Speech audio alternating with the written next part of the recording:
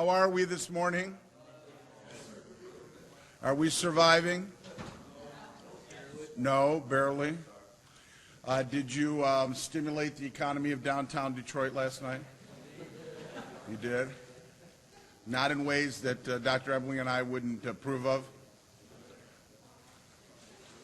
You're not admitting one way or the other? Hey, Dale, this thing's really buzzing loud.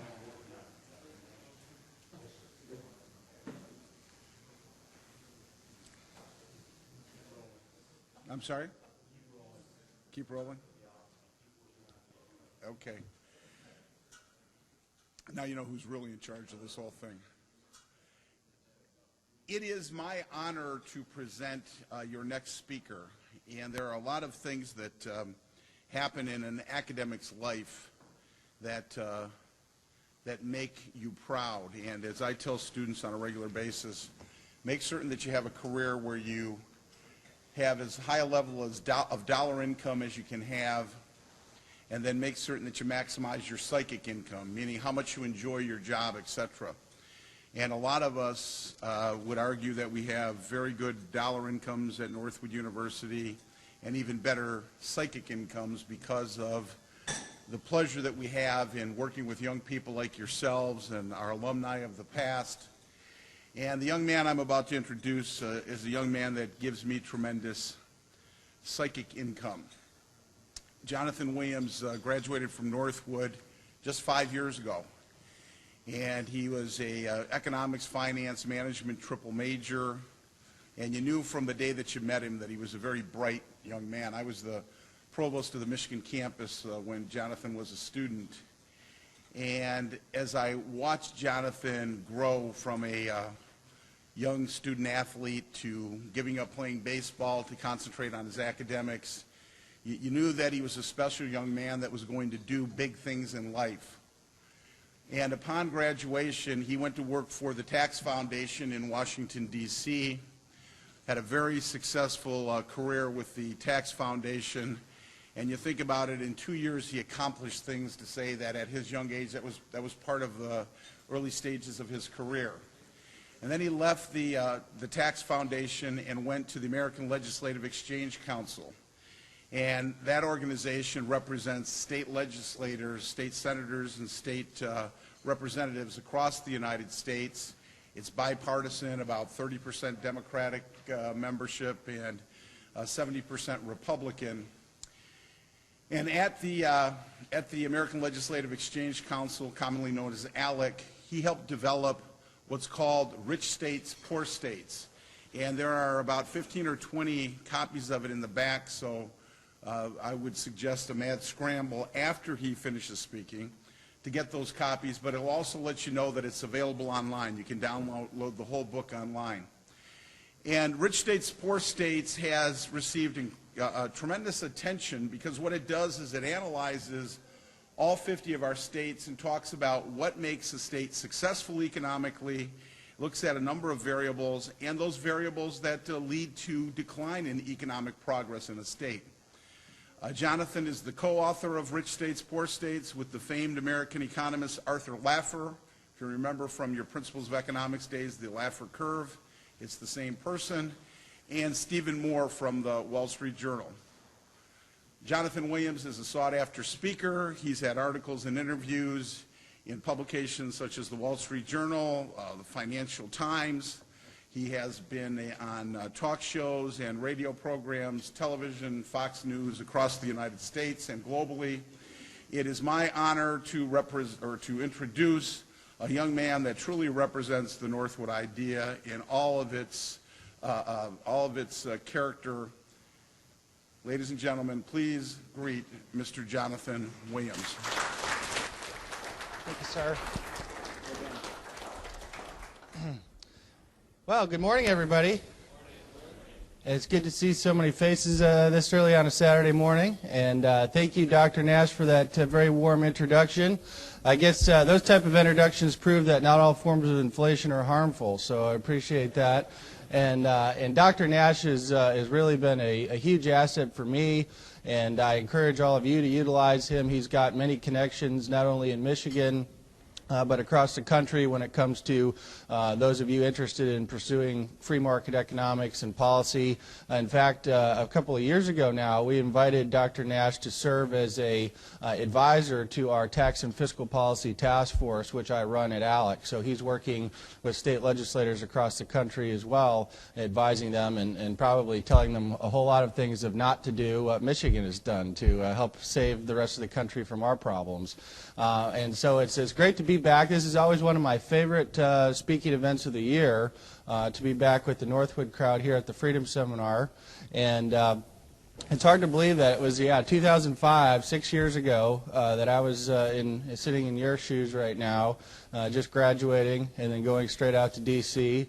And it's great to be back. I know you have a lot of bright individuals here who are interested about the ideas of freedom, and that's always what makes it one of the most interesting and rewarding talks that I give, and get a lot of rewards out of doing this every year. So I want to talk a little bit about what's going on in Washington these days, and I wish I could say the news is good. I guess it's improving some, but there's still a lot of work to do in Washington. And then we'll talk about what's going on in the states, because the official topic this morning is, what makes states rich and what makes states poor in terms of public policy. Because I really think there's some of my friends have called it the balkanization of America, in terms of some states getting richer, some states getting poorer. We have a core of states that seems to get everything wrong when it comes to public policy. California, New York, New Jersey, Michigan, Illinois. Those states seem to be falling further and further behind when it comes to competitiveness and job growth. And then we have a core of states on the other end, like Texas and Florida and states like that are really getting it right and growing jobs and getting, I think, going to see them emerge from this recession in much stronger shape. So in D.C. today, we have, in case you haven't noticed, about a $14.4 trillion national debt that we're dealing with in D.C.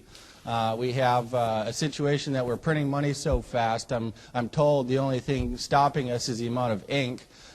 We have a Congress now with an approval rating of about 17%, which made me wonder when I saw that statistic, how in the world are so many stupid people to give Congress that good of an approval rating today at 17%?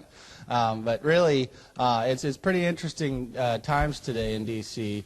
Of course, when it comes to the fiscal picture, we saw the Bush tax cuts extended for 2 years at the end of last year. And so we have marginal rates going to be staying constant, which for another 2 years on investment income, on individual income taxes. We saw the death tax come back from existence mysteriously at the end of last year. As many of you that followed the death tax in the Wall Street Journal, and do you guys still do the Wall Street Journal every day? Take advantage of that. That's a great resource. I always loved reading the Wall Street Journal, coming to class every morning, and hopefully you'll continue on that throughout your career reading the Wall Street Journal. Let me give you a guide of how to read the Wall Street Journal real quick before we get into anything else. This comes from my co-author, Steve Moore, who writes for the Wall Street Journal. He said, if you want to get your editorials, read the news section of the Wall Street Journal. If you want to get your news, read the editorial section of the Wall Street Journal. Because the last page, you'll see all the fine editorial pieces, Paul Jago and my co-author Steve Moore and a few others. They're really on top of it at what's going on with the economy, both at the federal level and at the state level. So if there's only one thing you read, I would say read the front page. You have the nice little summary rundown, and then read the last page, which is the editorial section. And then, so at D.C., we've got some interesting times going on. We have talk of, potentially additional bailouts. We don't know, what's going to happen with that. We had the Federal Reserve Chairman. Anybody see the first news conference ever from a Federal Reserve Chair, Ben Bernanke, a couple of weeks ago, where he said, well, I think we're going to probably have to put an end to, quantitative easing at the end of June. That's scheduled. There's not going to be a QE3 And so that's going to be kind of interesting to see a little bit of a tightening there, which many economists, and I'm sure Richard would give probably a 12-hour lecture on this and be able to explain exactly what's going on the monetary side. I'm more of a fiscal guy, but there certainly is concerns in terms of all the money that's been pumped into our economy, and you see a huge rise in commodities, but with all the printed dollars, it's going to be interesting to see what happens with inflation as the economy heats back up again. So what are we at ALEC? We're, as Dr. Nash said, we're the conservative organization of state legislators from the 50 states. So we work with state legislators to promote free market ideas at the state capitals. And this is basically based on a concept that we get together, and we were started in 1973 by about 5 or 6 well-connected state-level individuals, one of which you may be familiar with, John Engler, former governor of this state of Michigan, was a state legislator. He was elected as a state legislator when he was about your age, or maybe a little bit older, in 1970 or 72 was his first election. And then he went on to obviously have a very good career. He's out in D.C. now, making a lot of money running the Business Roundtable, a trade association. But one of the things he did in the early 70s was put together the American Legislative Exchange Council. He was one of our earliest members, along with John Kasich, the current governor of Ohio, Jack Kemp, who is very involved with the supply-side tax cuts of the Reagan years in the 1980s, and several other individuals, including former Governor Tommy Thompson from Wisconsin. And we wanted to get together to create what Justice Brandeis would say, states are laboratories of democracy. And we wanted to create an organization that we could learn from what's going on in the states, figure out what the best policies are, and then implement those across the country in terms of good pro-taxpayer, free market policies. And so we're an organization of state legislators. We have about 2,000 state legislative members from all 50 states, as well as about 300 corporate members that we work with the business community as well. Because the business community, some people say, well, why do you work with the business community? Obviously, if you're going to be the entity that's going to be taxed and regulated, you probably should have some sort of say in what's going on. It should be pretty basic to all of you as business school students, is the importance of that. But folks on the other side of the ideological spectrum oftentimes don't want business to have any voice whatsoever in the process, which I think would create very, very poor policy for us. In the state level, it's pretty interesting to see what we're seeing out there today. I think that one of the most fascinating things is we had the 2010 census come out in late December, where they gave the last 10 years of population data.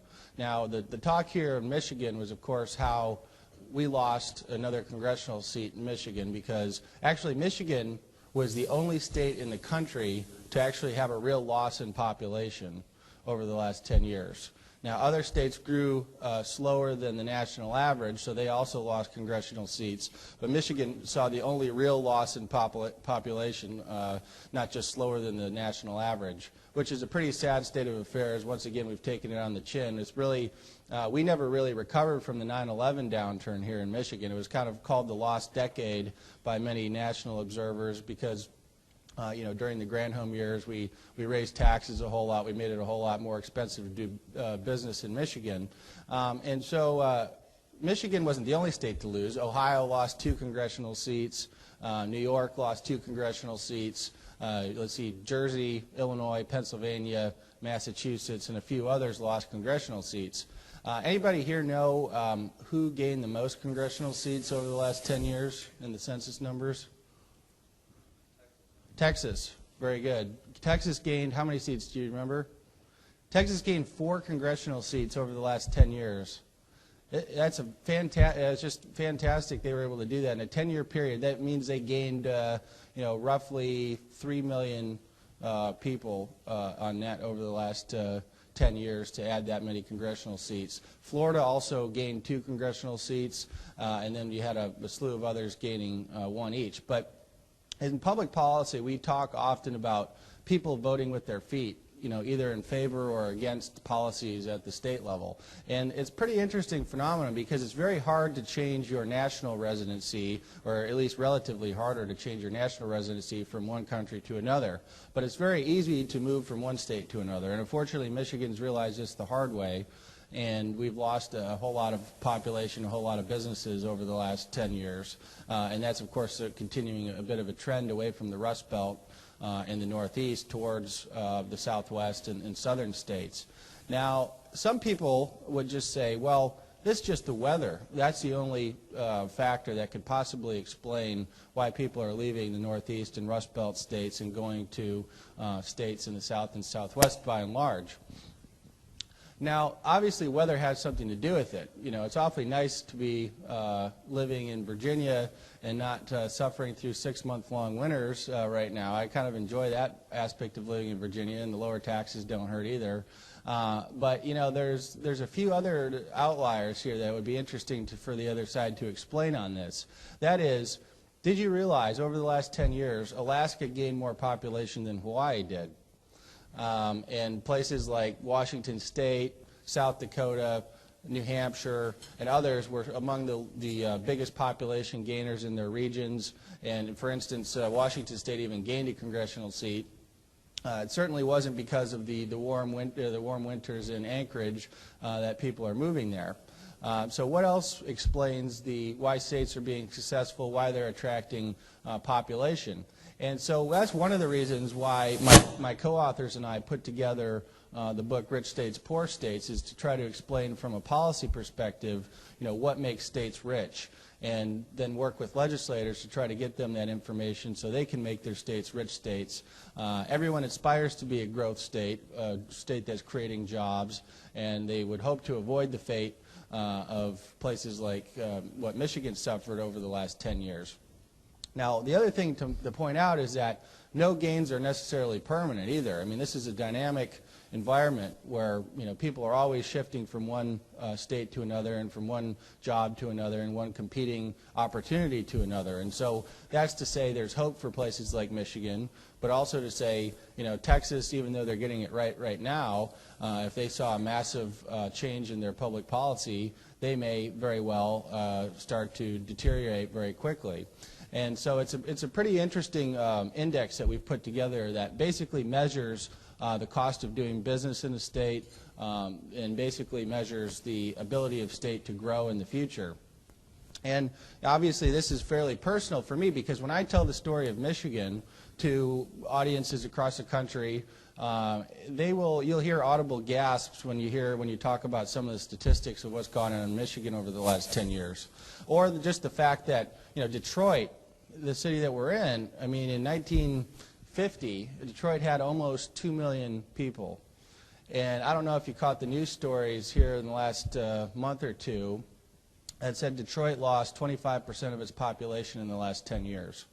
It's down to about 700,000 today, which is just unbelievable to see that type of loss of population over a generation, and to see stories in the Wall Street Journal of the city getting ready to bulldoze another 10,000 homes here because they're abandoned, to see stories of being able to buy a home on eBay for $1,000 here in the city. And people across the country really don't, they think it's fiction or something. They don't realize, that's what this city's gone through. And my hometown of Saginaw, Michigan, which is not much different if you look at it percentage-wise.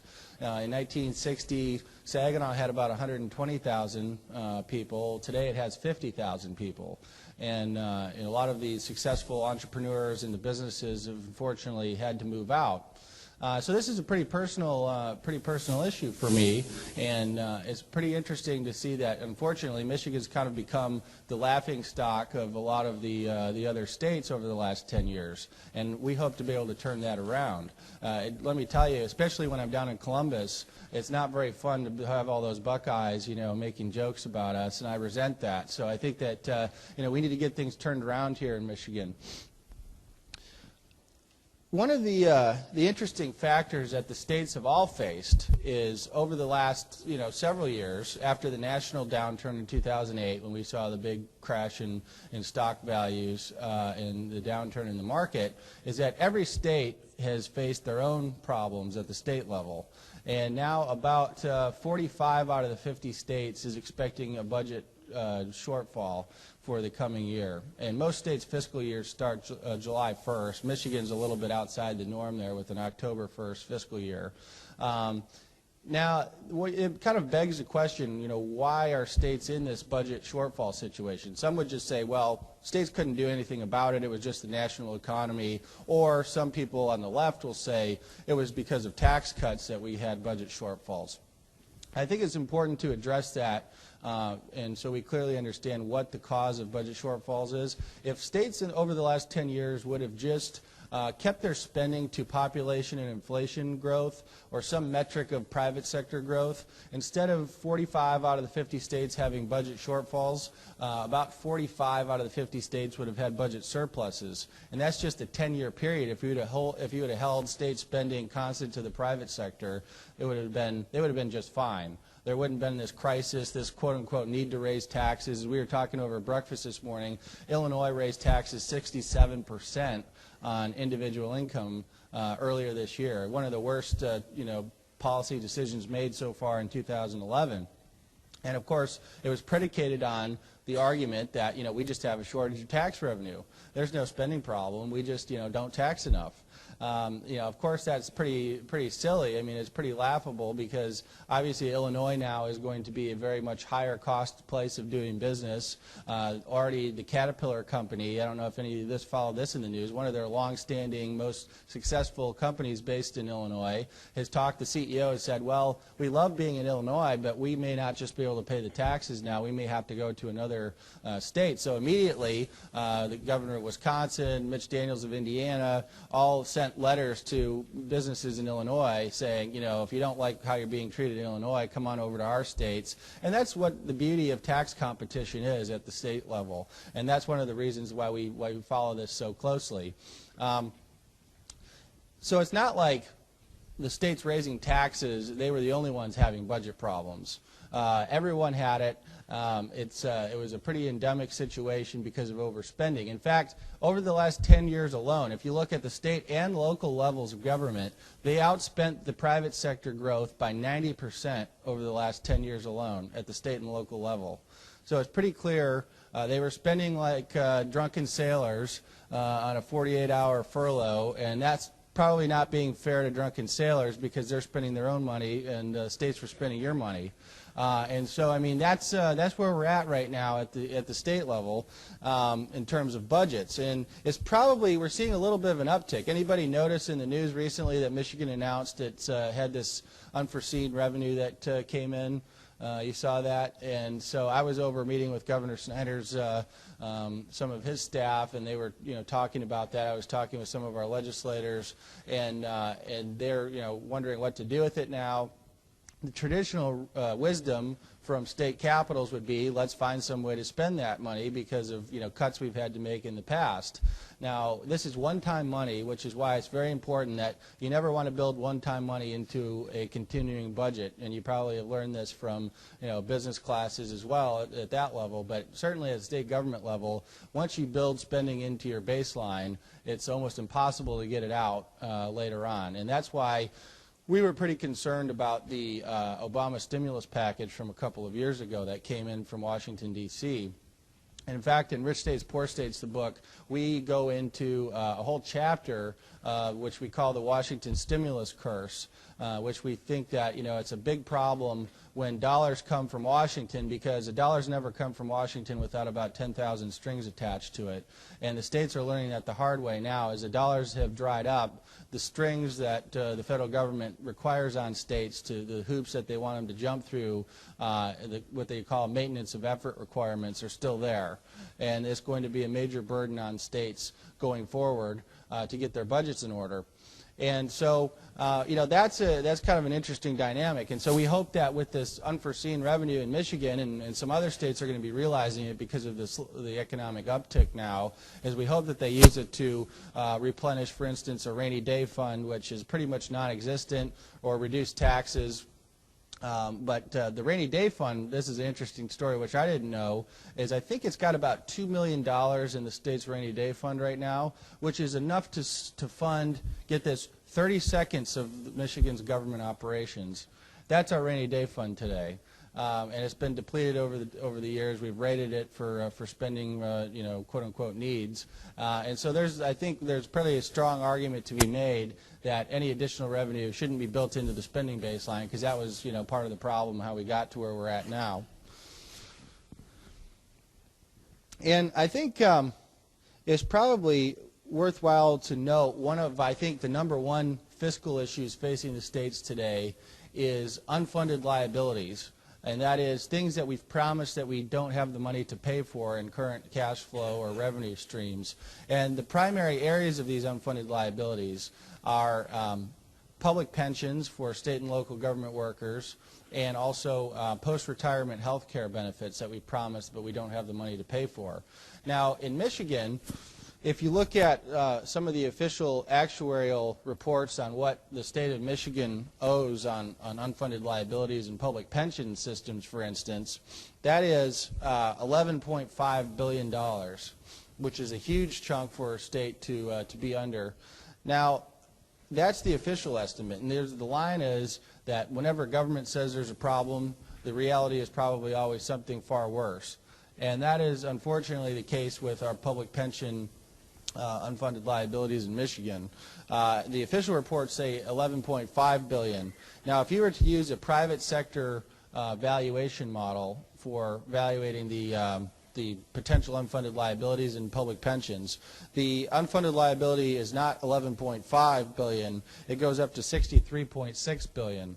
And that's done by a couple of professors at Northwestern University in Chicago that use basically just a private sector model on how you would value these type of unfunded liabilities. How many finance majors do we have here? We got a couple. Any econ majors? So, I mean, you guys know the discounted cash flow, you know, model and some of the present value ways that we value things. And this is taking that private sector approach to looking at, you know, Michigan's unfunded liabilities. And Michigan's not alone. I mean, we have a whole, basically across the states, we think that there's almost $3 trillion in unfunded liabilities in public pensions at the state level. And there's kind of an interesting reason for this, I think. And this is not a right-wing or left-wing issue today. It's just an issue that if states don't address it, there's no way they get their budget picture in line. And there's a politician, a former Speaker of the House of California, Willie Brown, which if you've studied your political history in California, he was a pretty central figure in the Democrat Party. He was a liberal legend, really, in California. And he writes a column for the San Francisco Chronicle now. And he made a very interesting observation about the public pension issue. And I actually thought it was so interesting coming from a liberal politician that I put a good chunk of it in the book this year. And let me read it to you. The deal used to be that civil servants were paid less than private sector workers in exchange for an understanding that they had job security for life. But we politicians, pushed by our friends in labor, gradually expanded pay and benefits to private sector levels while keeping job protections and layering on incredibly generous retirement packages that pay ex-workers almost as much as current workers. Talking about this is politically unpopular and potentially even career suicide for most office holders. But at some point, someone's going to have to get honest about the fact that 80% of state, county, and city budget deficits are due to employee costs. Either we do something about it at the ballot box, or a judge will do something about it in bankruptcy court. And he goes on to say, if you think I'm kidding, look at Vallejo, California. Anybody here study the case of Vallejo, California, which is the, any Californians here we have? Nobody? I can't pick on anybody then. So Vallejo, California was the city that's been in bankruptcy proceedings for about 2 or 3 years now. And the city manager was asked, why did you guys get into this kind of mess that you're in bankruptcy and receivership?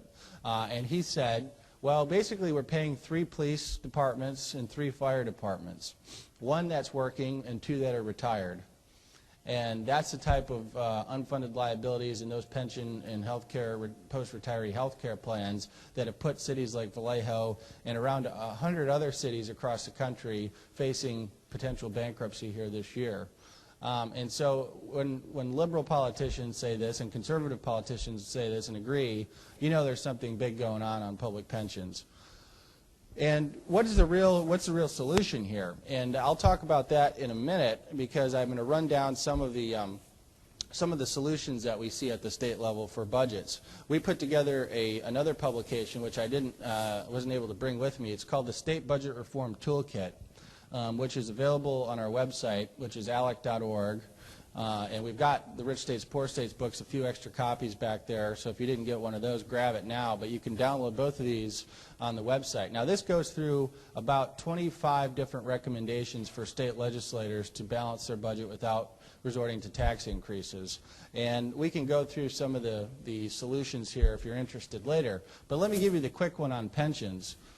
Public pensions, the defined benefit model where taxpayers bear the risk of public government employee pensions is an outdated model that the private sector abandoned 10, 20 years ago, where we're in a situation now where at the private sector level, only about 10 to 15% of private sector employees will have a defined benefit pension. Where at the state and local government level, it's an inverse or even more so. I mean, it's probably about 90%, 85 to 90% of state and local government employees will have a defined benefit pension that they don't necessarily bear the risk of their investment. It's the taxpayers that ultimately are on the hook, and that's where these unfunded liabilities have come from. And the solution really is, I think, to move state and local government employee pensions into 401ks for new hires. And that is something that, the private sector did, like I said, 10 or 20 years ago because it was an unsustainable cost driver that was threatening the financial health of companies and their financial existence. Now today we're seeing it threaten the financial existence of towns and cities, counties, and states across the country. Now this is one area where Michigan was well ahead of the curve because in the late 1990s, Governor Engler at the time put in a system that all new state employees in Michigan would be on 401k type defined contribution retirement accounts. And this has saved the states, have saved Michigan millions already, but most importantly, really capped that unfunded liability on their balance sheet going forward. And it's very interesting to note that a few other states have already moved in that direction. We've seen so far in 2011 about 3,000 different pension reform bills being introduced in the states because they know that this is really the #1 fiscal issue to have to tackle. And there's a reason why, as I mentioned before, Michigan, there was a couple of numbers for Michigan. Michigan's nowhere near where Illinois is. Illinois is by far the worst state on pension funding. I think they're only 40% funded of what they promised their retirees. Now, if a CEO of a company would do that, they'd probably be in a place like Leavenworth or somewhere behind bars because you can't get away with not funding your employees' pensions in the private sector. That's because at the private sector level, we follow something called generally accepted accounting principles. Any accounting majors here? All right, we got a couple. So generally accepted accounting principles, what we follow at the private sector level. At the government level, we follow something called GASB, the Government Accounting Standards Board, which the accounting majors here are familiar with, which that is a much looser requirement for state and local government accounting, and it doesn't require them to go forward and put in all the precautions that you would see at the private sector level. And one of the things is, for instance, state and local governments lost kind of on average 25 to 30% of the asset value in their pension plans in 1 year alone in 2008. Now, you would think that they would have to show those losses now that we're in 2011. In many cases, though, GASB accounting rules allow states to smooth out losses over 5 to 8 years. So in some cases, the states aren't even reporting half of the pension fund losses that they had during the 2008 crash. That's why the pension problem is even worse than advertised. The other thing is states are assuming that over the next 30 years, they're going to earn 8 to 9% on their assets every year for the next 30 years in their pension funds. Anybody here earn 8 or 9% over the last decade? Because if you did, I want to talk to you about some financial advice afterwards. Because, I mean, the S&P average or the Dow. Tim, did you earn 9% over the last decade? I figured so. So we'll talk afterwards. But, you know, that's it's an incredible thing. So this is pushing states to go into riskier investments, basically. We saw states like California going to, we saw us going to some very interesting financial instruments, derivatives, and some other things for state pension funds, which are supposed to be somewhat fixed assets, you know, that will be provide a reasonable rate of return but not lose their principal. And so that's kind of an interesting dynamic we're seeing there in public pensions. But these, if states are driven to try to get 8 or 9%, which they know is pretty tough to do. I mean, by the way, Warren Buffett says that, you know, he probably could average 6% over the next decade on these type of funds, and you'd be lucky to get 6. If you just revalue the pension fund losses based on a 6% rate of return assumption versus 8 or 9%, the unfunded liability goes through the roof. So that's why governments are just living in fantasy land and saying we're going to earn 9% because it makes the problem look, you know, less than it actually is. And so that's a pretty interesting challenge we're facing today at the state level. And so I think a little bit more about the book and some about the chapters that we have on it. We have a chapter, as I referred to earlier, the Washington stimulus curse, talking about the problems of, you know, bailing out the states, the loss of state autonomy with the federal restrictions coming in. We saw a pretty interesting, you know, argument to be made is when you bail out the states with federal dollars, we forget that taxpayers at the state level are also taxpayers at the federal level. And so really bailing out the states with federal dollars, however popular it is with state officials, is basically like paying off your American Express with your Visa. You know, you're just shifting the money around, and you're basically obscuring the issue where people don't know, you know, where those dollars are coming from. But obviously at the end of the day, they're paying for that type of a bailout, and we were pretty concerned about that. The other issue that, you know, we cover in the book pretty heavily is you know, what are the states that we can avoid following their path when it comes to policy? That's the Michigan, Illinois, California, New York, New Jersey model. And that's lessons on how not to govern a state is that chapter. So we go into what do those states have in common.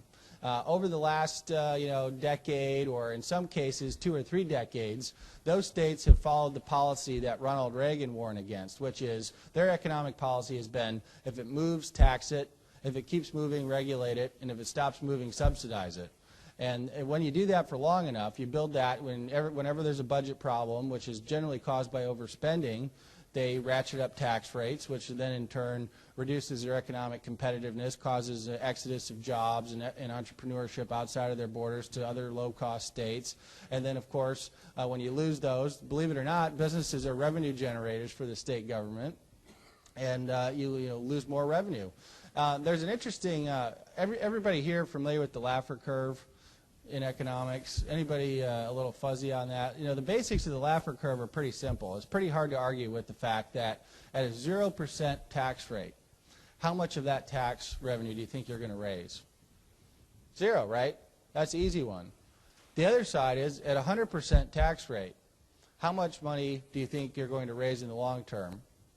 0, right? I mean, who's going to be silly enough to pay 100% of their income just for the privilege of paying taxes? Ronald Reagan used to tell a story to his son that he said, you know, Michael, when I got into the 90% tax bracket, and believe it or not, before the JFK tax cuts of the 1960s and the Reagan tax cuts of the 1980s, our federal income tax rate was over 90%. For personal income tax once you got to a certain tax bracket.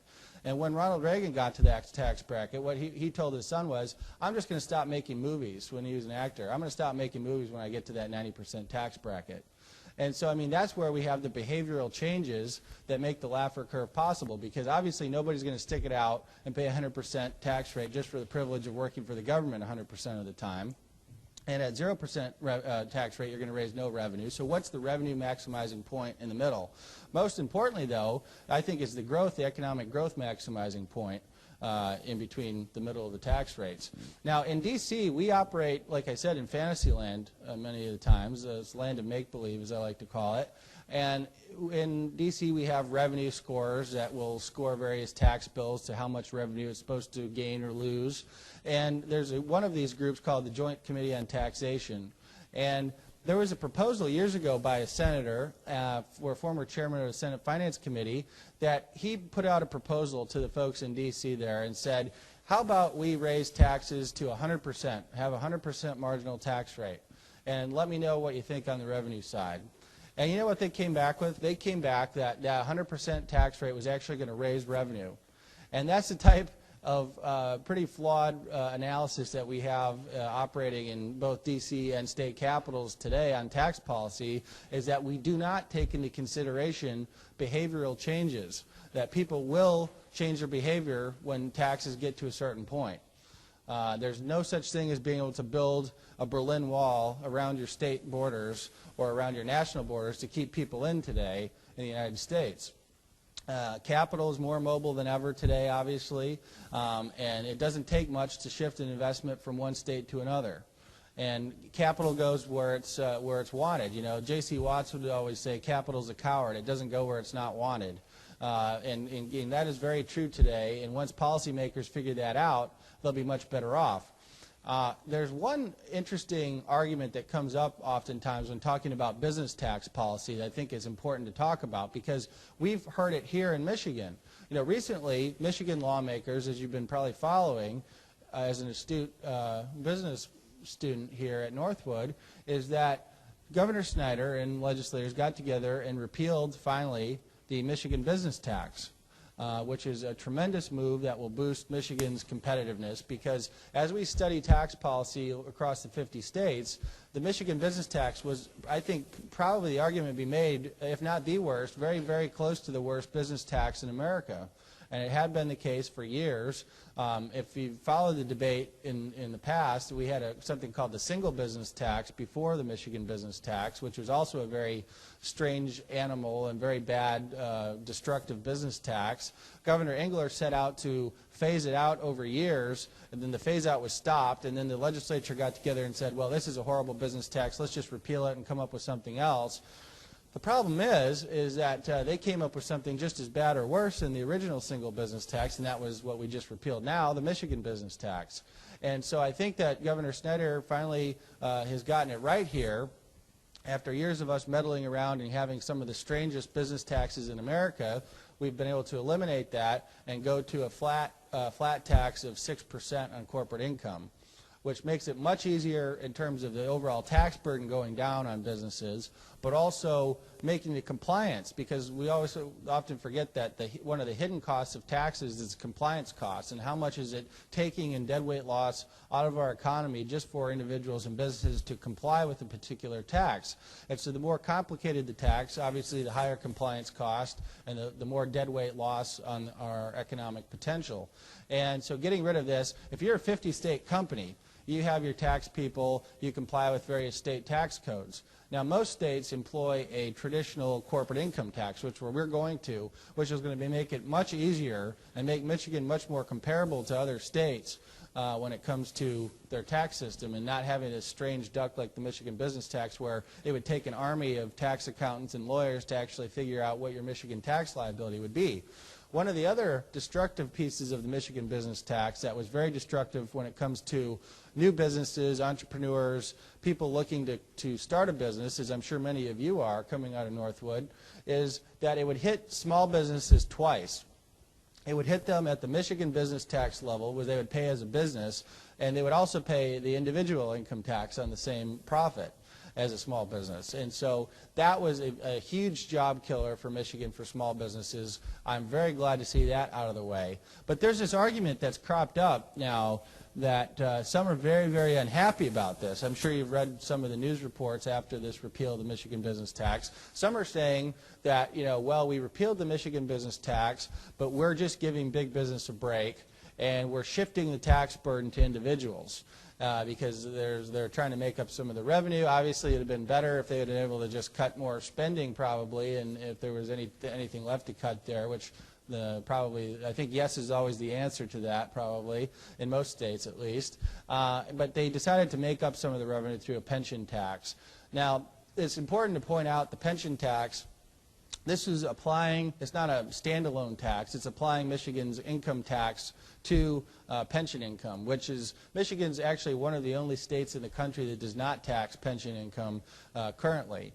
And I think the updated version of this pension tax exempts, if you're a certain age, exempts $40,000 in pension income. If you're a certain tier above, maybe I think 65 or 70, then you're still tax-free under this Snyder proposal that just passed.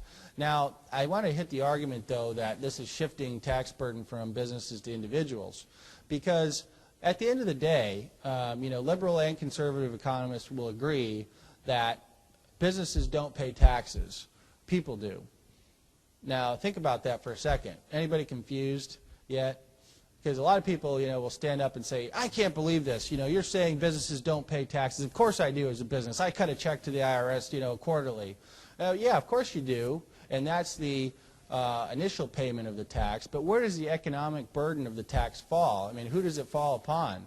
At the end of the day, a business is just an entity, that's made up of people. The business is not capable of paying the tax itself. So what group of people of that business will pay the tax? And that's a real question when it comes to tax policy.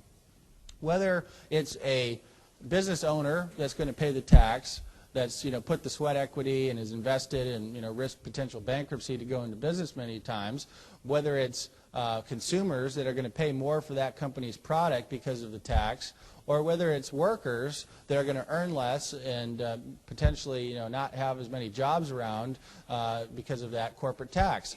But it is impossible for a business to actually bear the economic burden of the tax. It's going to fall on an individual. So I think the whole argument of business tax cuts are just giveaways to businesses, and we're shifting business tax burdens from the business side to the individual side is impossible. It cannot happen because individuals are going to pay the business tax regardless.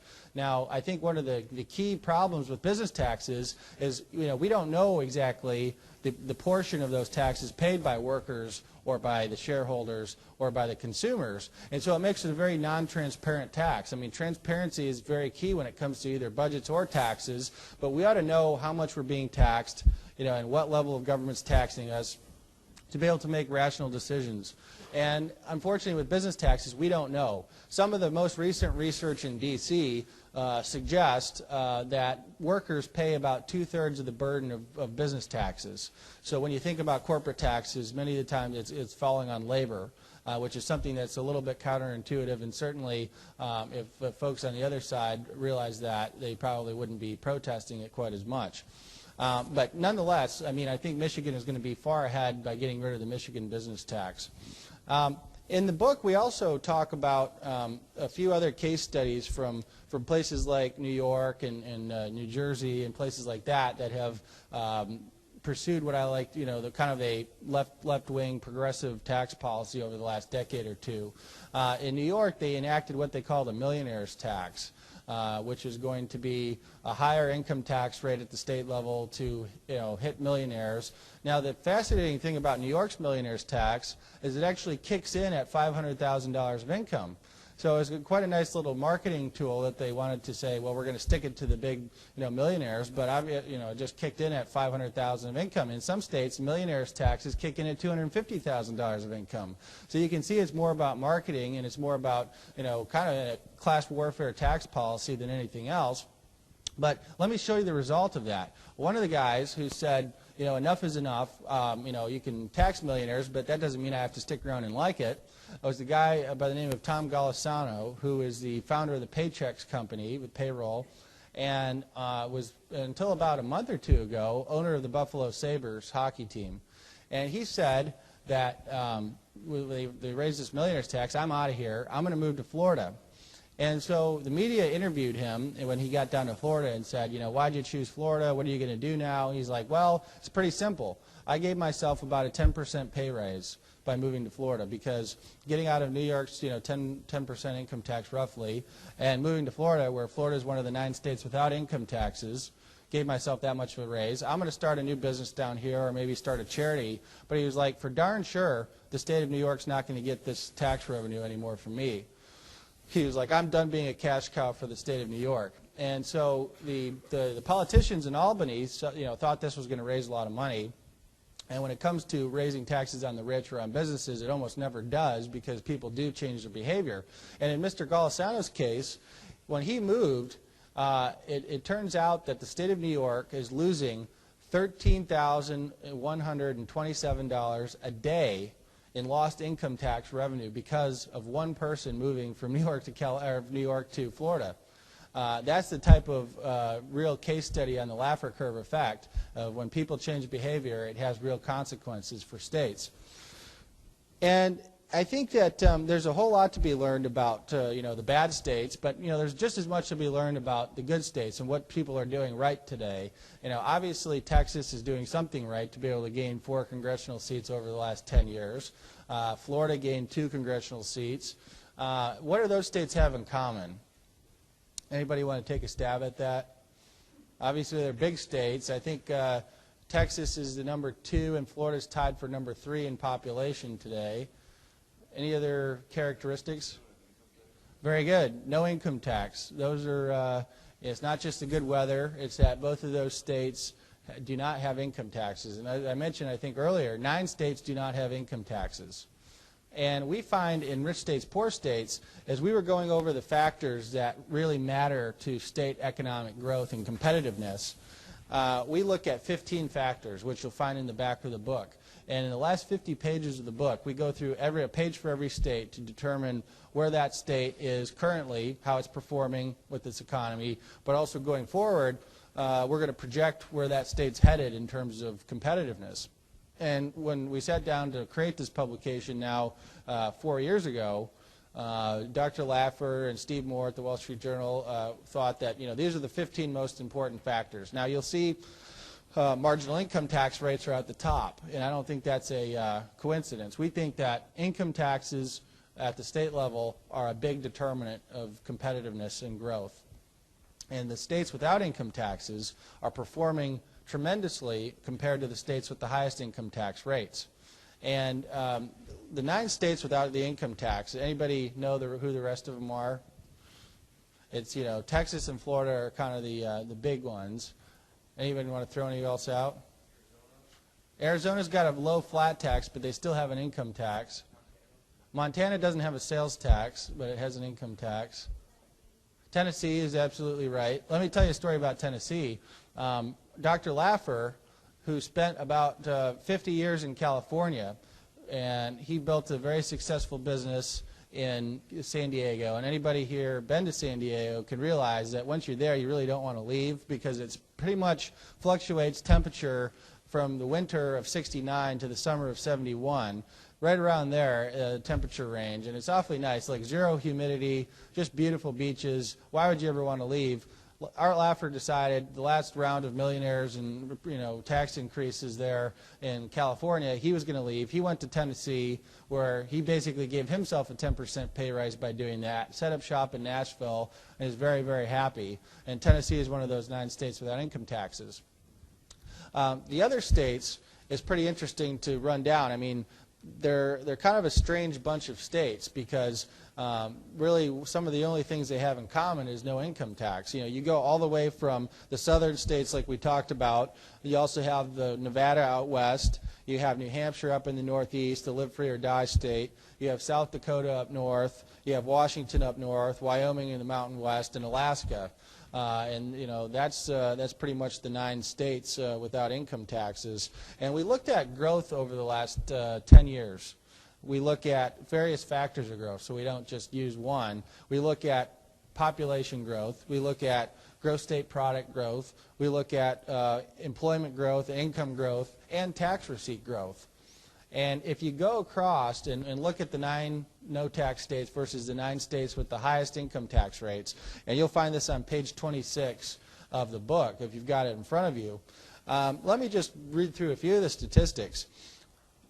In the 9 top income tax states, they had gross state product growth over the last 10 years of 59.8%, which they think that's fairly reasonable, right? In the 9 states without income taxes, you go all the way from 59% to 86% GSP growth over the last decade, which is a huge difference when it comes to gross state product and the growth of their economies. You see employment growth, job growth, about 8.4% in the high income tax states, 18.2% in the no income tax states. And you see population growth, obviously people are voting pretty strongly with their feet on this, and it's 6.3% in the no income, or the 6.3% in the high income tax states, almost 16% in the no income tax states. People have a pretty strong revealed preference for no income tax states, states that value freedom, and I think that's pretty clear based on the statistics. One thing that's not intuitive and would be a little bit strange or a little bit hard for some to explain is that tax revenue. Tax revenue is 73% growth in the highest income tax states, where the no income tax states, tax revenue grew by 96% over that decade. So about 22 percentage points difference just in the states that have no income taxes, which is very much counterintuitive. One of the reasons for this is income taxes and taxes on capital in general, whether it's investment taxes, taxes on income and wage income, are much more cyclical and variable and I should say volatile than taxes on consumption like sales taxes. Also property taxes are not very volatile. And so what we've seen is there's a huge, you'll see the up and downs, and especially corporate income tax collections, individual income tax collections. California is really most known for this as kind of the boom and bust economy, because when things are going well in California, they're going very well. And you'll see income tax receipts, through the roof. They have money coming in so fast they don't know what to do with it all, which is a bit of a problem because they just find ways to spend it all and build it into their state budget. And that's one of the reasons California has one of the biggest bloated state budgets in the country. And then when things are not so good, they're so reliant on income taxes, on investment taxes, that California falls apart. Anybody remember from about a year and a half ago where California had about a $40 billion budget deficit, and they were actually issuing IOUs to state vendors and to taxpayers. I had a friend out there that was a California state taxpayer that said, I was due a state income tax refund, and you know what I got in the mail? I was opening it up from the Treasurer of California, and instead of getting a check, I got an IOU saying we're going to pay you a little bit later this year. Now, anybody try that approach with the IRS? Yeah, I wouldn't advise it. You're going to have a much different result. They don't like it when you delay your payments to them, but the state of California just didn't have cash flow to pay out income tax payments, and that's one of the reasons their boom and bust public finance system is a mess, and over-reliance on income tax is a big problem. And so, that's one of the key factors. Also, we take a look at other tax variables, like we take a look at property and sales tax burdens. We take a look at whether a state has a death tax at the state level. Now, we remember how the federal death tax went away last year, but then it came back with the compromise with the President and Congress on the Bush tax cuts. They extended most of the tax cuts for 2 years on capital gains and dividend taxes and individual income taxes. But the death tax, they decided, well, we can't have it at 0% for another year. We've got to raise it. So they raised it up to 35% for the next 2 years. But believe it or not, states have their own death taxes out there, and Ohio's is one of the worst, actually. It kicks in if you have assets over, I think it's about $300,000 in assets in Ohio, you're going to start paying the Ohio death tax if you were to pass away, and try to pass it on to your kids, which is just unbelievable. Some states, the rate at the state level is over almost 20% or over 20% in several states. So between even now at the reduced federal level, 35%, add on the state death tax, and you're going to pay about half of your state still in death taxes in some of these states. Now, before the Bush tax cuts, the federal death tax, anybody remember what it was before the Bush tax cuts? It was about 55% at the federal level alone in death taxes, over $1 million of assets that we would be paying before the tax cuts came into effect. We think that's a pretty important variable because, how mobile, this is a pretty mobile population of wealthy individuals. Obviously they have the means to leave a state, and many of them do if they expect to be paying a death tax. And we've seen that, time and time again. In fact, when Connecticut recently passed one of the highest death taxes in the country, the Wall Street Journal, our friend Steve Moore, editorialized and called it the West Palm Beach Economic Development Act, because he knew that the wealthy individuals were going to head down to Florida, and many of them do already. That just makes it a lot easier decision for them. Some of the other factors we consider are recent tax changes, whether a state is basically on record as raising taxes or lowering taxes, because they're sending a signal every time a state either lowers or raises taxes. They're sending a signal either we're open for business or we're a state that we're struggling to find revenue. We're going to come back and ask for more from taxpayers because we can't live within our means. And businesses, especially businesses looking to invest in multi-state opportunities, pay attention to that very closely, and that people clearly have a signal in Illinois that whenever there's a budget shortfall, they're going to come back and ask for more from taxpayers. It's going to be a hard enough sell to keep many of the current businesses inside of Illinois because of this, let alone if you're a business and deciding between Texas or Illinois. It's a pretty easy choice today, because Texas, they follow a very different model. They follow a model that says, how much revenue do we expect to have next year? All right, what do we need to do to the budget to get within that revenue projection? And tax increases many times are off the table. Much different climate. A couple of the other factors are we take a look at labor costs. We take a look at state minimum wages, because obviously there's a federal floor to the minimum wage, but many states actually go above and beyond that. And also we take a look at whether a state is a right-to-work state. There's about half the states today, about 22 states are right-to-work states. The other are forced union states, where if you are part of a unionized industry, you have no choice but to join a union and to unionize your shop. And there was a great editorial about a week ago in the Wall Street Journal, and I don't know if any of you saw it.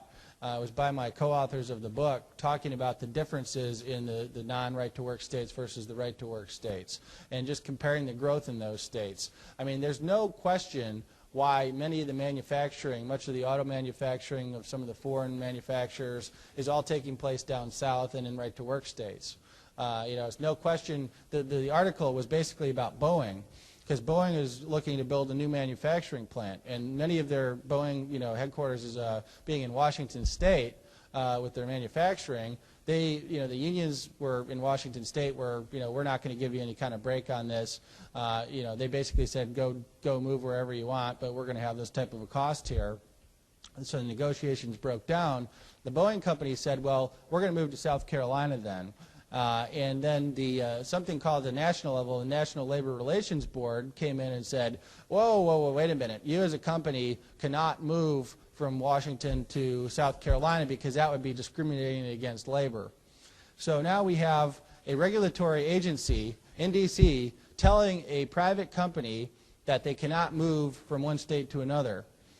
That's a pretty interesting facet there. I mean, it makes you think of Soviet Union circa 1982, where you have government controlling the movement. Maybe they'd like to, National Labor Relations Board would like companies to have a permit to do business in a state and then request permission before moving. I don't know, but it seems like a pretty big threat to business and freedom of movement to me. And that's what the article is all about, the importance of right to work. Then the final variable we have here is whether a state has a tax or an expenditure limitation. That is basically, is there any type of constitutional or institutional control on the growth of state government? Because unfortunately, politicians continue to prove themselves either unwilling or unable, or both, to control spending over the long term, whether it's at the state or the federal level. And some states have found great success in putting in protections for taxpayers in constitutional or in statute. I think it doesn't really matter at statute. Politicians waive statutes very easily. But Colorado, for instance, with the Taxpayers' Bill of Rights, was able to secure taxpayer protection and control the growth of government spending in Colorado. That's a very important variable to protect the predictability of a state's climate. Because you talk to business owners, they're looking for several things. Obviously, they're looking for low costs when it comes to tax costs, labor costs, regulatory costs. They're also looking for predictability. Now, predictability doesn't do you a whole lot good when there's very high costs, but they're looking for a low-cost environment that's predictable. And to have a constitutional protection on the rate of growth of taxes or the government is a very important factor for businesses, because predictability is key. And so I think I wanted to go through, and I think I'm going to wrap it up here in a second so we can get to some questions and get on Dr. Nash's session, I think, around 10 o'clock. But a few of the principles of rich states, poor states that I wanted to cover is you don't change policy in a vacuum.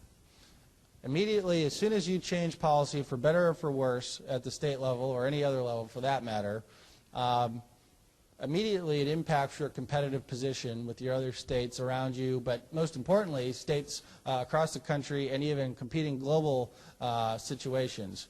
Now, that is obviously true since capital is more mobile than ever. And one thing we have going against us is the fact that at the federal level, we have a 35% corporate income tax. And that corporate income tax has not changed for years. In fact, the last major reform was 1986 at the federal level. Meanwhile, our trading partners, OECD countries, and some of our other major trading partners have moved their corporate tax rates down significantly, where the average OECD tax rate is now far lower than our 35%. In fact, we now stand alone almost. Japan is the only other country with a corporate tax rate as high as ours. When you add state corporate business taxes to the federal rate, our effective rate in many places is well over the international average. The rate over maybe 41, 42% when you add state and federal together. And that is a very bad dynamic overall for capital that kind of hangs as a noose over the neck of states, where we're getting it very wrong at the federal level, where now we criticize economies such as France or Sweden for being socialist basket cases in some regard, but they have far lower corporate taxes than we do in the United States today. And so it's very important to keep that in mind, that we need to get things right at the federal level there. But at the state level, you don't change policy in a vacuum either. I think another one for marketing folks out there, it makes a lot of sense with, is that whether they like it or not, states have brands just like companies do. And it's very important to guard your brand as a state. Now, people pretty much, there's a consensus that Michigan's brand had been broken. Now, hopefully that's on the repair right now. New York's brand is broken. Jersey, Illinois, those states, they have poor brands when it comes to businesses looking to invest in one state or another. But just to keep that cognizant that whether you like it or not, you're developing a brand as a state through tax and regulatory and labor policies. Also, I think one of the things that, one of the principles I like to, I think is kind of a basic is, you can't spend or tax your way to prosperity. That should be a pretty basic, but too many times states are trying to, follow that approach that if we just had more tax dollars, if we just had more money to spend on more, projects, we'd be all okay. Obviously that's not the case. You look at the high-speed rail that's been, talked about in many states today. Michigan, I guess, is going to accept some of the funds. If we just had more money for things like that, everything would be fine. If we just had enough for green jobs, everything would be fine. Well, obviously that's not the case. One quick story from Ohio on this was John Kasich saw these federal rail dollars coming in. He said, well, let's take a look at what this would mean for Ohio. And he saw that the quote-unquote high-speed rail that they wanted to build from Cleveland to Cincinnati would average 39 miles per hour. Not let alone the hundreds of millions or billion that would it take to actually get it set up. It would actually average 39 miles an hour, where if you've ever driven from Cleveland down to Cincinnati, you could probably average 60 miles an hour easily in your car. So, I mean, what are we looking to do with some of these projects? It's kind of a questionable situation. So let me leave you with this. Obviously, the states are in peril because of spending problems. We think that there's some light at the end of the tunnel. They certainly have challenges ahead with pension obligations and the like. We think competitiveness is key, that states have to act like brands, they have to be attractive, that capital doesn't go where it's not wanted. That's pretty clear based on our research. Now, those looking to get a federal bailout, once again, I think will be sorely wrong on this, since at the federal level now I don't think there's more appetite for state bailouts. But let me just tell you a quick story of where we're at the federal level and why states cannot expect a federal bailout. In 1918, the richest man in America was J.D. Rockefeller. And at the time, he could have cut a check, a personal check, to retire the entire federal debt in that time. And today, the richest man in America, Bill Gates Jr., could, if he cut a personal check for his entire net worth, he could not pay 3 months of the interest on our national debt today. That is how much our government has grown in relation to the private sector. As business students and folks that want to get involved in policy in the business world, that ought to concern you a whole lot, that as our private sector has grown, government has grown that much faster. Believe it or not, guys, we cannot have a vibrant private sector unless we have a public sector that is not going to drive it out of business because of cost. We have a very expensive public sector today, whether you're looking at the national or the state level, and until we start to get some parity there, to get that under control and to keep our states and our nation competitive when it comes to taxes and labor and regulatory policy, we have a long road ahead. But I'm confident that the Northwood idea that you've all learned, you're going to put into practice once you graduate, get out there in the business world, and that you'll be able to make a difference. Hopefully you'll stay involved in public policy. We need more people that know the business side of things, getting involved in policy and staying on top of their politicians at the very least. If you're not going to get involved personally, make sure you're holding their feet to the fire, that you're not letting them get away with anti-business rhetoric, because you can demonize business all you want, but where do jobs come from? Where does economic prosperity come from? It comes from the private sector. It doesn't come from the public sector. That's because government doesn't create wealth. It just redistributes wealth. So thank you very much for the pleasure of being with you today. It's been fine. Thanks very much.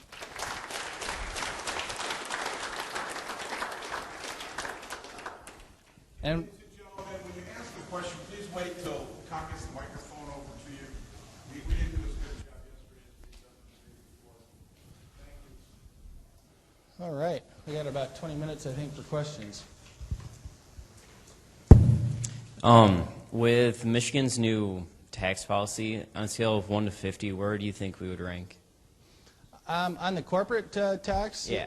Right. On the corporate tax, a flat 6% corporate income tax is basically what we're looking at now. Of course, you've got a business personal property tax here in Michigan as well that is that's going to add to that burden. But if you just look at it in terms of a corporate tax structure, Michigan right now in our research, the Michigan business tax was certainly one of the worst. In fact, we have it ranked 42nd right now, and that's with the Michigan business tax, with 50 being worst. Now, I think a flat 6% corporate income tax would certainly put you in the top 20 when it comes to corporate income taxes. And so that moves the needle significantly overall. And as I mentioned, for small businesses that were getting hit twice, once with the Michigan business tax and once at the individual level, that was a big problem for new job creation, new business startups here in Michigan. And we forget that, during the Granholm administration, we raised the personal income tax as well from 3.9 to 4.35. And so not only did we have a Michigan business tax and then a 22% surcharge on top of the Michigan business tax, we had an increase in the individual. And for those small businesses and the startups getting hit by both, I mean, that was enough where a lot of startups just didn't start here. And that's something hard to quantify, and we don't have government statistics on companies that didn't decide to locate here, but it's pretty evident that there was a lot of them.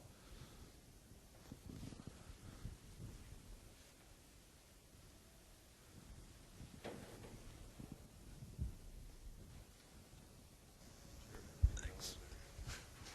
How do you feel about a service tax, and have you done any research on that? Yeah, I mean, the service tax idea is basically applying your state sales tax to expanding the base to not only include goods but to include services. So right now it includes mostly tangible goods. When you go buy a product, you'll pay a sales tax. But in many states, they do tax some sorts of services. In some states you'll notice that some services will be taxed and some will not.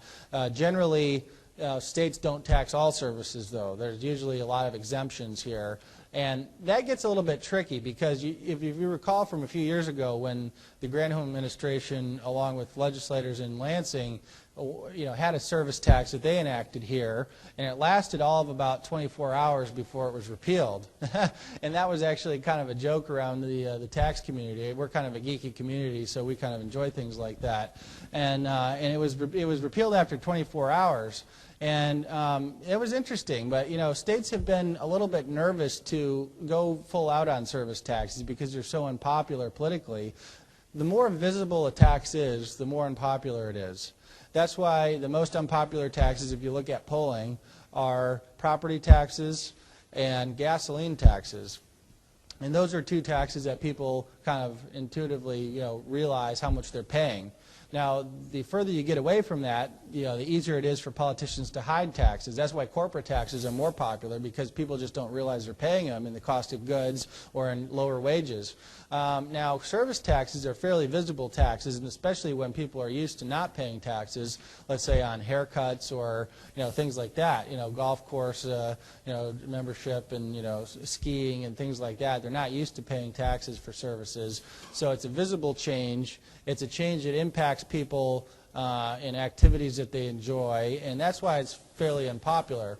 Now, you can make an argument that all goods and services should be taxed once at the retail level, and you could probably get the rate down very low and have a really true consumption tax. If you're able to eliminate an income tax, maybe to do that, it may be a trade-off that you'd want to consider.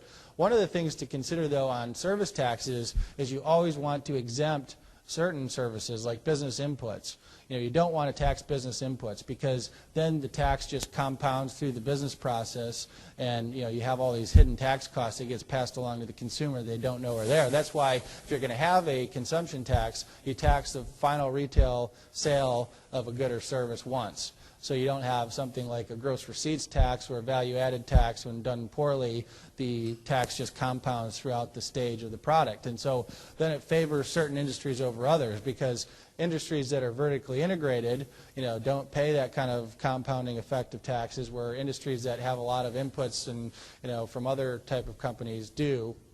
And states that have enacted that type of a policy later regret it because they're having to change it all the time because it favors, for instance, favors low margin industries with high profit volumes, but basically discriminates against high volume industries with low profit margins because you're paying like a gross receipts tax based on, gross receipts taxes are not based on profit. And so it hits companies when they're down. It hits them for high margin activities. And so you have to be awfully careful when if you're looking to do a service tax because of the political situation, very unpopular because it's visible, but also you have to be very careful that you don't discriminate against business by taxing inputs. But if you got around those two factors, then if you're able to eliminate, for instance, a worse tax on capital, it may be a worthwhile endeavor. Of course, you have the special interest aspect too, because you have accountants and lawyers and a lot of service industries that are not taxed right now on those services, generally very powerful interest groups that will fight tooth and nail against that type of reform to get put on the tax base, and they will threaten to leave. It's certainly you have to be something aware of competitiveness too, because if nobody else is taxing the service and you're the only one, then chances are, why would people stick around in your state to do that kind of a service when it's mobile?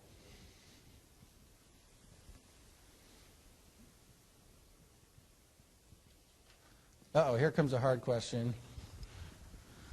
Fiscal policy, as you partly emphasized, includes not just the taxing side but the spending side. Right.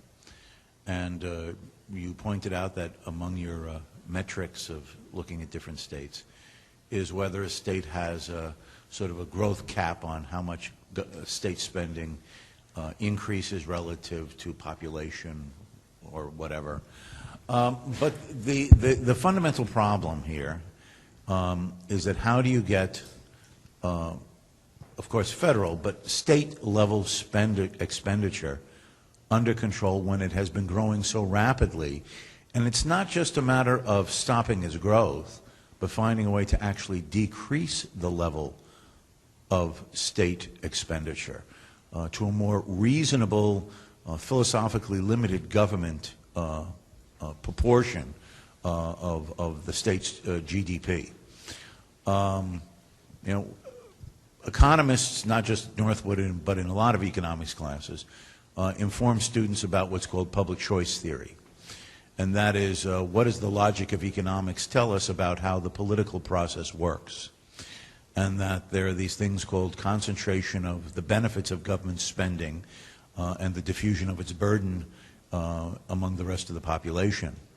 Now, given the number of interested parties, direct or indirect, that have grown dependent upon government expenditure of one type or another, how do you break that spider's web of interest groups that will have a motive tooth and nail to not only fight any decreases in the rate of increase of government spending, but actually to try to decrease government spending in some absolute sense? Well, absolutely. That's a great point. And, you know, we see that public choice problem in a way with concentrated benefits and diffused costs, with, you know, tax policy when it relates to special interest, you know, credits and loopholes and deductions in the code, but also on the spending side where, you know, people don't necessarily realize the overall cost of overspending as much as they realize when you go after their favored spending program that they get their livelihood on. They have a direct incentive to come and storm the Capitol with all of their closest friends and say, you know, you can cut everything else, just don't touch this particular project because it's mine and I care about it. And the taxpayers, as Ronald Reagan would say, are the forgotten special interest group, and they don't necessarily have the motive. They're too busy out, you know, living lives and making money and creating value to spend time down at the Capitol to lobby for something that's, you know, going to benefit them, you know, indirectly. And so, yeah, I think the answer there is obviously, number one, change the institutions as much as possible to change rules. And I think the public choice guys are, you know, obviously big on this. And that is, you know, if there's a public choice problem, you know, let's do what we can to change the rules of the game to make sure that you know, tries as much as possible to mitigate the challenge that we face. And that's what Colorado did successfully with the Taxpayers' Bill of Rights. I referenced it just a little bit earlier, but let me give you a little bit more background on that. Is basically what they did is they said, we're going to put it in the state constitution that government can grow, but it can only grow at the rate of population plus inflation growth, which, you know, that's a metric for the private sector to make sure that we're able to pay for the level of government that we have. That ought to be the first step because, you know, that is something that's going to keep basically the relative size of government in line. Now, obviously, that doesn't do enough in some cases because the government's already way too large in relation to the private sector. We can't afford it. And so what are some approaches to actually cutting back the overall size of government once you have this cap in place that's going to keep it, you know, within a relative proportionate size? And it's important to point out that Colorado voters approved this when asked on a statewide ballot. That's how it became a constitutional amendment in Colorado. It was put on a statewide ballot. They voted overwhelmingly to support it in 1992. It's been in existence. It had a little bit of a timeout for a few years, and now it's back into existence. But some of the strategies to, you know, cut back the size and scope of state government are contained here in our budget reform toolkit, which this was about a 1.5-year project with about 7 other co-authors and other conservative free market organizations on best practices to rein back the growth of state government, in some cases be able to eliminate inefficiencies. Now, we start out with the proposition that the whole approach to state budgeting is flawed in many cases very greatly, in that it revolves around an output-focused or actually an input-focused model, and that is, you know, what's our problem? How much more money can we throw at the problem to make it better? And the more money we throw at it, the relationship is there that it's automatically going to be better. That obviously is not a correct model. We take a look at changing this, kind of the paradigm of thought for legislators into a more of a priority-based model for what are the core functions of government. And let's get down to the core functions.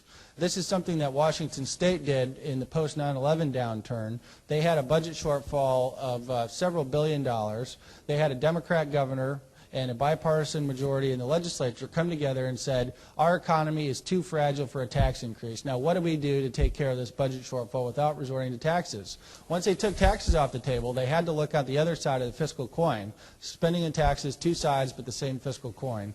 And they said, all right, let's start with core functions. What do we exist to do as a state government? What are the things that our Constitution requires that we do as a state government? What are the things that our voters require us to do as a state government? And let's do those things.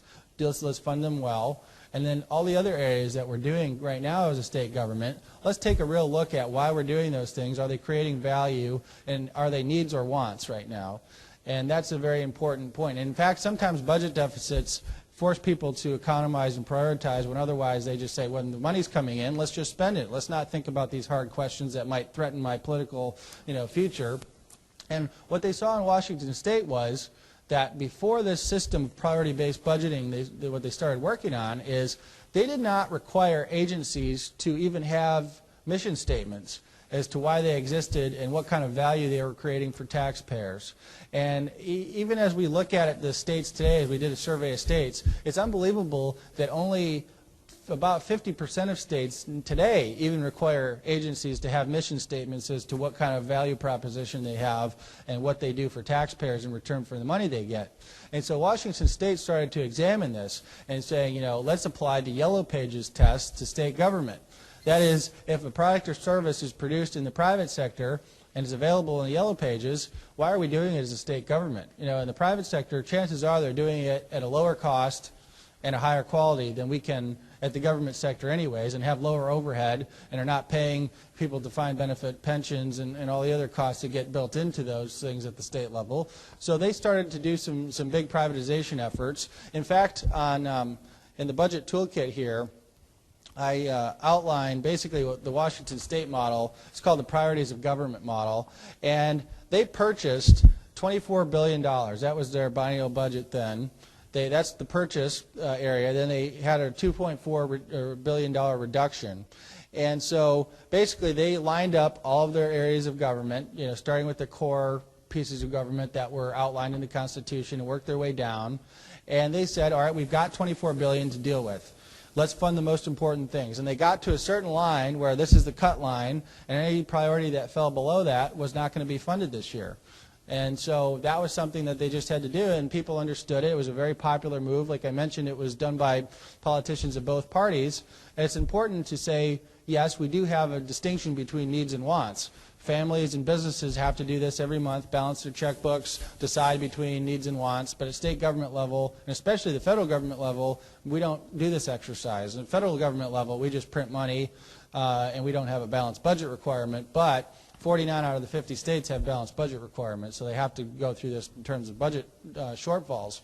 And once you take tax increases off the table, they have to economize and prioritize. And I think that's a very important outlook in how do we get from point A to point B, and getting the overall size and scope of government down, is we have to focus on priorities, making sure we're funding them well, and then saying, while it would be great to provide high-speed rail and to have all these, other, features that, we could do as a state, we just don't have the money right now, and we're not willing to put our economic recovery in jeopardy to do that.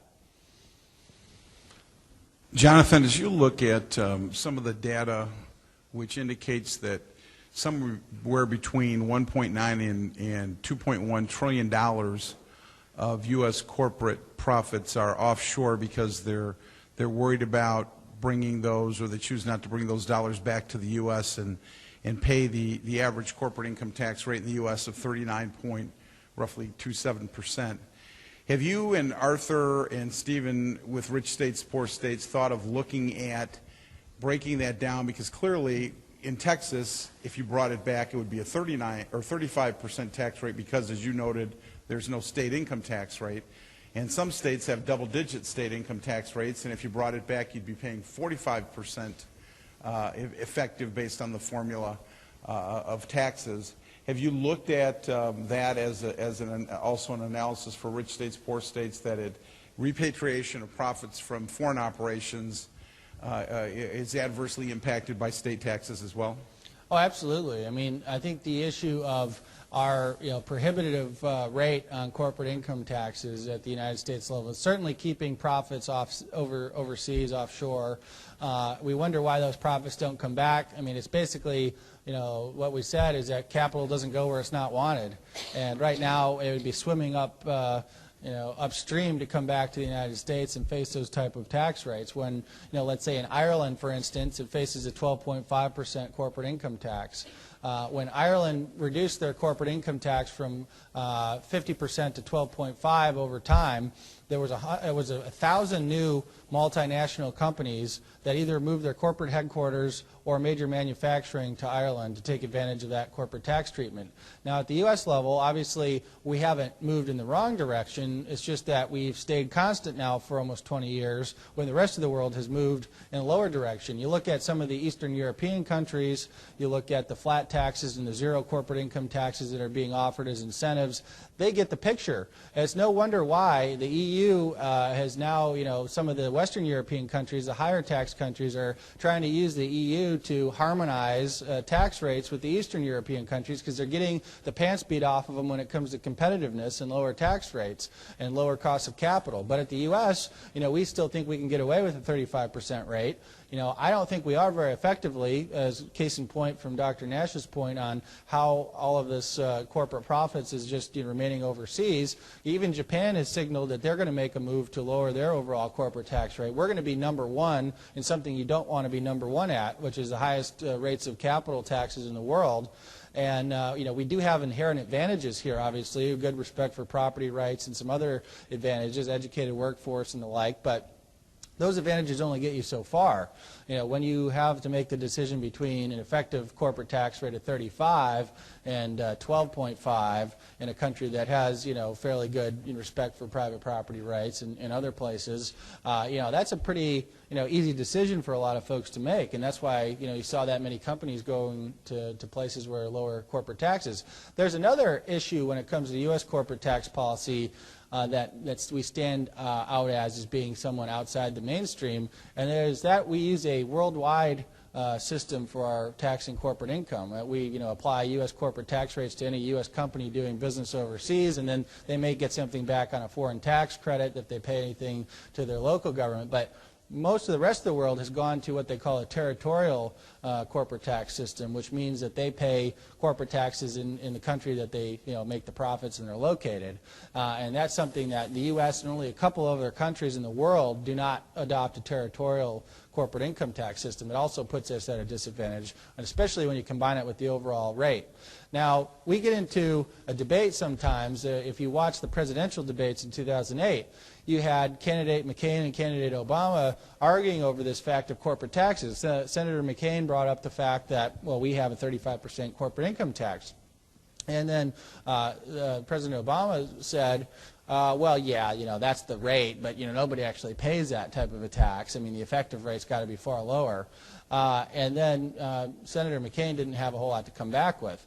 However, subsequently, there's been some studies done by Canada's tax expert, one of the economists up there. He did a study for the Cato Institute, which is a great think tank in Washington, D.C., and he actually looked at the effective corporate income tax rates in the various countries and found that the U.S. still has one of the highest corporate effective tax rates. The statutory rate is 35. The effective rate is about 34% when you add in the state rates and then, take into account deductions and the like that companies would get. So regardless of how you look at it, the U.S. is far out of line when it comes to corporate taxes. And corporate taxes, probably the ideal rate for corporate taxes would be 0 at the state level and probably at the international level as well. I mean, corporate taxes raise a fraction of our budget when it comes to the federal level or a state level.